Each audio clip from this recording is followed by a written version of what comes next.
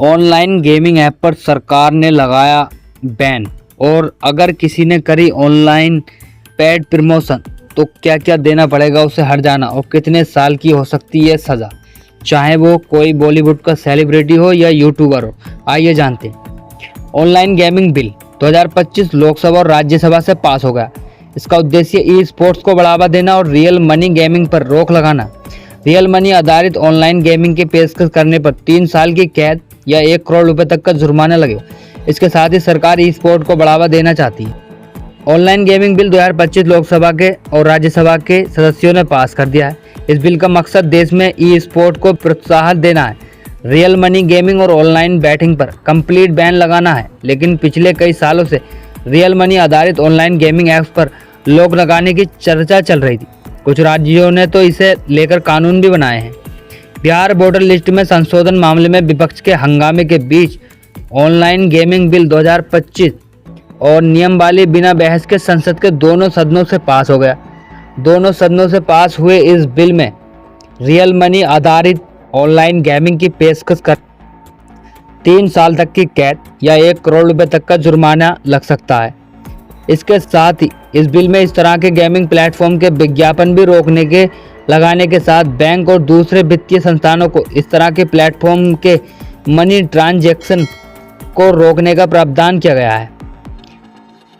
Real money पर आधारित online game के चलते कई गंभीर सामाजिक, आर्थिक और मनोवैज्ञानिक से जुड़े मामले सामने आए थे।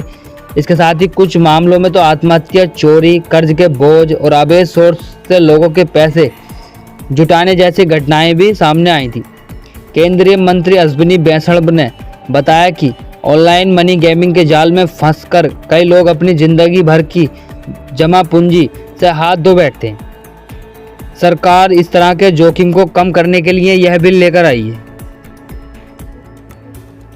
उनका यह भी कहना है कि इस ई स्पोर्ट और सोशल गेमिंग को बढ़ावा देने के प्रावधान किए गए हैं। सरकार ने बताया कि ऐसे कई प्लेटफॉर्म मनी लॉन्ड्रिंग, आतंकवाद को फंडिंग और आतंकवादी संगठनों द्वारा संदेश भेजने के लिए भी यूज किए जाते हैं।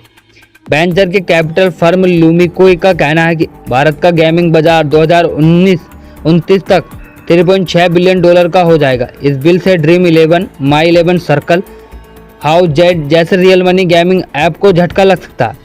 ये apps Indian premium league IPL के दौरान लोगों के बीच खूब लोकप्रिय हुई थी। इस तरह की ऐप यूजर्स मात्र 10 रुपये में अपनी टीम बनाकर 12 लाख रुपए तक का इनाम जीत सकते थे।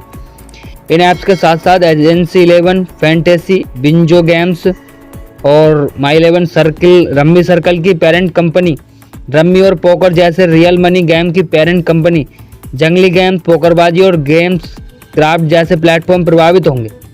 ऑनलाइन गेमिंग बिल 2025 प्रोत्साहन और नियमावली में ई स्पोर्ट्स के एजुकेशन प्लेटफॉर्म, सोशल गेम्स के लिए नियमावली की भी सिफारिश की गई है। दोनों सदनों से पारित होने के बाद इस कानून को बनाने के लिए राष्ट्रपति के साइन होने की ज़रूरत है, जिसके बाद सरकार इसका नोटिफिकेशन जारी कर देगी।